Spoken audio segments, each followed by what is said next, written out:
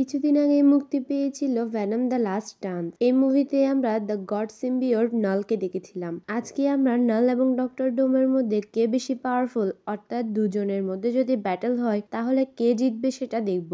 Doctor ডুম এবং নাল দুজনেই ইউনিভার্সের উপর রাজত্ব করতে চায়, কিন্তু ডক্টর ডুম ভিলেন হলেও ইউনিভার্সের উপর রাজত্ব করে সেই ইউনিভার্সকে পারফেক্ট বানাতে চায়। কিন্তু অন্যদিকে নাল ইউনিভার্সকে ধ্বংস করে তার ডার্কনেস ছড়িয়ে দিতে চায় এবং তার ডার্কনেসের উপর রাজত্ব করতে চাই। এই দুইজনেই মার্ভেল ইউনিভার্সের মধ্যে সবথেকে পাওয়ারফুল ভিলেনের মধ্যে পড়ে। তাই তাদের কম্প্যারিজন করার জন্য আগে আমাদের তাদের পাওয়ারের ব্যাপারে জানতে হবে, অর্থাৎ কার কাছে কোন শক্তি আছে সেটা জানতে হবে। প্রথমে আমরা ডক্টর ডুমের ব্যাপারে জেনে নিই। ডক্টর ডুমের দুটি ভার্সন আছে, একটি নর্মাল ভার্সন আর একটি হলো দ্য গড ভার্সন, যেটাকে গড এম্পেরিয়র ডুম বলা হয়। ডক্টর ডুম প্রথমেই একজন নর্মাল হিউম্যান ছিল, তার কাছে আগে থেকে কোনো শক্তি ছিল না। ডক্টর ডুম যখন একটু বড় হয় সে জানতে পারে তার মা ব্ল্যাক ম্যাজিক করত। তিনি চাইতেন ব্ল্যাক ম্যাজিকের পাওয়ার ব্যবহার করে তার পুরো গ্রামের অবস্থা ঠিক করতে, কিন্তু একদিন লুকিয়ে জঙ্গলে ব্ল্যাক ম্যাজিক করার সময় তার মায়ের মধ্যে ডেভিল প্রবেশ করে এবং তার বডি পুরোপুরি কন্ট্রোল করে নেয়। সে ডেভিল গ্রামের সব বাচ্চাদের মেরে ফেলে। তিনি চেয়েছিলেন সবার ভালো করতে, কিন্তু খারাপ পথ দিয়ে কখনো ভালো করা যায় না। যাই হোক, গ্রামের লোকেরা যখন বুঝতে পারে ডক্টর ডুমের মা এসব করেছে, তখনই তারা তাকে মেরে ফেলে। তারা ডুম এবং তার বাবাকেও মারতে এসেছিল। এটা তার বাবা বুঝতে পেরে তাকে জঙ্গলে নিয়ে লুকিয়ে পড়ে, কিন্তু অনেক ঠান্ডার কারণে সেখানেই তিনি মারা যান। তিনি তার জ্যাকেট ডুমকে দিয়ে দিয়েছিল, তাই সে বেঁচে যায়। একই রাতে বাবা মা দুইজনকে হারিয়ে ডক্টর ডুম প্রতিশোধের আগুনে জ্বলতে থাকে এবং সে সিদ্ধান্ত নেয় সে আবারও ফিরে আসবে এবং এই গ্রামের সব লোকের উপরে প্রতিশোধ নিবে। তার আগে সে আমেরিকাতে গিয়ে সায়েন্স নিয়ে পড়তে শুরু করে, বিভিন্ন এক্সপেরিমেন্ট করতে শুরু করে। যেহেতু তার মা ব্ল্যাক ম্যাজিক করতো, তাই সে কিছুটা হলেও ব্ল্যাক ম্যাজিকের ব্যাপারে জানতো। তারপর সে সেখানে সায়েন্স ল্যাবে জয়েন করে নতুন নতুন ইনভেনশন করতে শুরু করে। সে একটি ডাইমেনশন ট্রাভেল মেশিনও বানিয়ে ফেলে, যাতে সে ওই ডেভিলের ডাইমেনশনে যেতে পারে। তার বিশ্বাস তার মায়ের সোল এখনো সেই ডেভিল আটকে রেখেছে, আর তার এই বিশ্বাস ঠিকই ছিল।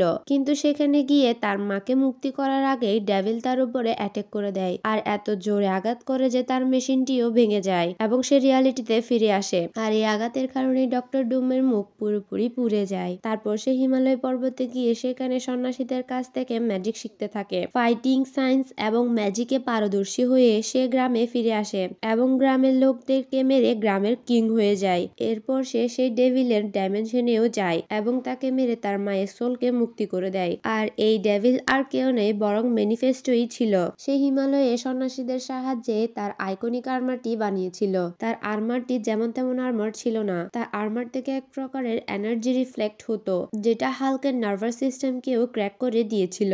সে যে কারো পাওয়ার শোষণ করতে পারত, টাইম ট্রাভেল করতে পারত, সে টেলিপোর্টও করতে পারত। নিজেকে বাঁচানোর জন্য সে শিল্ডও ক্রিয়েট করতে পারত। এক ডাইমেনশন থেকে অন্য ডাইমেনশনে যেতে পারত, অন্য ডাইমেনশন থেকে বিভিন্ন ক্রিয়েচারও নিয়ে আসতে পারত, যাদের সে সৈনিক হিসেবে ব্যবহার করত। অন্য ক্যারেক্টারের মাইন্ডও কন্ট্রোল করতে পারত। সে বাতাসে উঠতে পারত, এনার্জিকে ম্যানিপুলেট করতে পারত।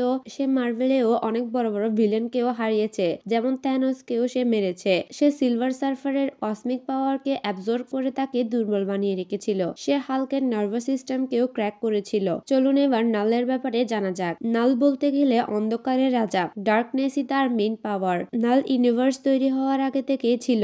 নাল ডার্কনেস এম্পায়ারে রুল করত, কিন্তু যখন সেলেস্টিয়ালসরা শূন্য ইউনিভার্সকে ক্রিয়েট করতে শুরু করে, তখন তারা লাইটও ক্রিয়েট করেছিল। কিন্তু এই সেলেস্টিয়ালসদের লাইটের কারণে ইউনিভার্সের ডার্কনেস চলে যেতে শুরু করে, আর অন্ধকারকে ধ্বংস হতে দেখে নাল অনেক রেগে যায় এবং সে সেলেস্টিয়ালদের আটকানোর চেষ্টা করে। কিন্তু যখন তারা নালের কথা মানছিল না, তখন নাল তার শ্যারোতে হাত দিয়ে একটি তরোয়াল বের করে, যেটার সাহায্যে সে একটি সেলেস্টিয়ালের গলা কেটে ফেলে। তারপর বাকি সেলেস্টিয়ালসরা ভয়ে সেখান থেকে চলে যায়। তারপর নাল এই সোয়ার্ডের নাম দেয় অল ব্ল্যাক নেক্রোসোয়ার্ড, যেটা one of the most powerful ওয়েপনের মধ্যে পড়ে। এই সোয়ার্ডের সাহায্যে অন্য ক্রিয়েচারদেরও ক্রিয়েট করা যেত, আর এই সোয়ার্ডের সাহায্যে নাল ভেনমের মতো সিম্বিওটদের বানিয়েছিল। তারপর সে সিম্বিওটদের তার হাইপম্যান্ডের সাথে যুক্ত করে দেয়। এর ফলে সে এই সিম্বিওটরা কোথায় কি করছে সেটা জানতে পারে। তারপর সে সিম্বিওটদের ইউনিভার্সের মধ্যে পাঠিয়ে দেয়, যাতে তারা ইউনিভার্স ধ্বংস করে দিতে পারে এবং আবার যাতে নাল তার ডার্কনেস ছড়াতে পারে। নাল ফিজিক্যালি অনেক শক্তিশালী ছিল। কিং ইন ব্ল্যাকে জোসেন্ট্রিকে নাল তার হাত দিয়ে 2 ভাগ করে দিয়েছিল। জোসেন্ট্রি সুপারম্যানের মতোই একজন পাওয়ারফুল সুপার হিরো ছিল, কিন্তু নালের সামনে সে টিকতেই পারেনি। নালের বডিতে সিম্বিওট সিম্বিওটিক একটি আর্মার আছে যেটা তার বডিকে কভার করে রেখেছে। তাই নালের বডিতে যতই পাওয়ারফুল অ্যাটাক করা হোক না কেন নালের কিছুই হয় না। নালের কাছে তার সিম্বিওটদের আর্মি আছে। এই আর্মি নালের আদেশে যে কোনো প্ল্যানেট, গ্যালাক্সি, এমনকি যে কোনো ইউনিভার্সও ধ্বংস করে দিতে পারে। তার সিম্বিওটসদের মধ্যে একটি সিম্বিওটস হলো গ্র্যান্ডেল, যে খুব সহজে একটি ইউনিভার্সকে ধ্বংস করে দিতে সক্ষম। মার্ভেল কমিক্সে একটি গ্র্যান্ডেল এমন করেছিল। সে আর্তে এসে ধ্বংসযজ্ঞ শুরু করে দিয়েছিল, কিন্তু সেখানে থর এসে তাকে আটকেছিল। থর যদি মাঝখানে না আসতো তবে হয়তো বা গ্র্যান্ডার সিম্বিওট এই পুরো আর্টকে ধ্বংস করে দিত। নাল যেহেতু এই সিম্বিওটসদের সাথে মাইন্ড কানেক্টেড ছিল, তাই সে তাদের মাইন্ড কন্ট্রোল করতে পারত। সিম্বিওটসদের মাইন্ড কন্ট্রোল করে সে নিজের জন্য ব্যবহার করত। এমনকি সে সেলেস্টিয়ালসদেরও কন্ট্রোল করতে পারত, যেটা সে করেছিল এডি ব্রকের ছেলেকে নিতে আসার সময়। তখন সে শুধু সেলেস্টিয়ালসদেরই কন্ট্রোল করেনি, বরং সকল সুপার হিরোদেরও কন্ট্রোল করেছিল। ফলে তাকে হারানোর জন্য সুপার হিরোদের অন্য ভিলেনদের সাহায্য নিতে হয়েছিল। সেখানে পরবর্তীতে থর এসে তাকে কিছুটা আঘাত করতে পারলেও সে খুব সহজে ব্ল্যাক নেক্রো সোয়ার্ড দিয়ে থরকেও মেরে ফেলে। নালের কাছে হিলিং পাওয়ারও ছিল, যেটার সাহায্যে সে খুব দ্রুত হিল করতে পারত। একটু চিন্তা করলে আমরা বুঝতে পারবো, যখন এডি ব্রকের কোনো আঘাত লাগতো ভ্যানম তাকে কত দ্রুত হিল করে দিত।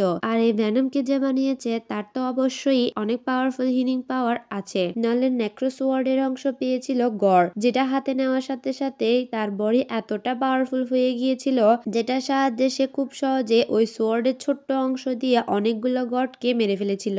গরের সাথে লড়াই করার জন্য থর তার পাস্ট ভার্সন, ফিউচার ভার্সন কেও নিয়ে এসেছিল, কিন্তু তারা তিনজনকে সে একাই সামলে নিয়েছিল। তো এসব দেখে আমরা খুব সহজে বুঝতে পারি যে নালের সোয়ার্ডটি অনেক বেশি শক্তিশালী। আর এই সোয়ার্ড যেহেতু এতটা শক্তিশালী, তাই যে এই সোয়ার্ডকে বানিয়েছে না জানি তার কতটা শক্তি হবে। তো এখন যদি আমরা নাল এবং ডক্টর ডুমের সাথে তুলনা করি, অর্থাৎ তাদের মধ্যে যদি ফাইটিং ব্যাটল হয়, তবে নালের সাথে ডক্টর ডুমের নর্মাল ভার্সন কিছু করতে পারবে না। ডক্টর ডুমের গড ভার্সন নালের সাথে লড়াই করবে, তখন নাল সেখানে টিকতেও পারবে না। ডক্টর ডুমের এই ভার্সন শুধু মার্ভেলের মেইন ইউনিভার্সের নয়, বরং মার্ভেলের মাল্টিপল ইউনিভার্সের সব থেকে পাওয়ারফুল বিং। ডক্টর ডুমের সাথে যখন থ্যানোস লড়াই করতে এসেছিল, তখন ডক্টর ডুম থ্যানোসের বডিতে হাত দিয়ে তার ভিতর থেকে হাড় বের করে এনেছিল। সে ইনফিনিটি স্টোনকে কাচের মতো টুকরো টুকরো করে দিয়েছিল। শুধু তাই নয়, ডক্টর ডুমের কাছে ভিওন্ডার্স এর পাওয়ার আছে। ভিওন্ডার্স এর সব মেম্বার টাইম, স্পেস, এমনকি রিয়ালিটিও চেঞ্জ করতে পারত।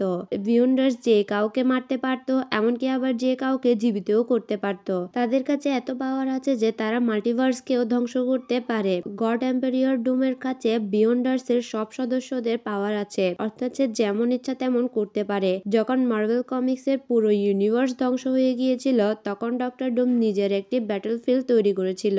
ডক্টর ডুমের এই ওয়ার্ল্ডে মাল্টিভার্সের সব তর্কে সে নিজের সৈনিক বানিয়ে রেখেছিল। ডক্টর স্ট্রেঞ্জের মতো পাওয়ারফুল বিংকে সে নিজের চামচা বানিয়ে রেখেছিল, অর্থাৎ তাকে হাতের ইশারায় নাচাতো আর কি। ডক্টর ডুম সূর্যও ক্রিয়েট করতে পারত, যেটা সে এই ওয়ার্ল্ডে করেও ছিল। অর্থাৎ ডক্টর ডুমের কাছে অনেক বেশি পাওয়ার আছে।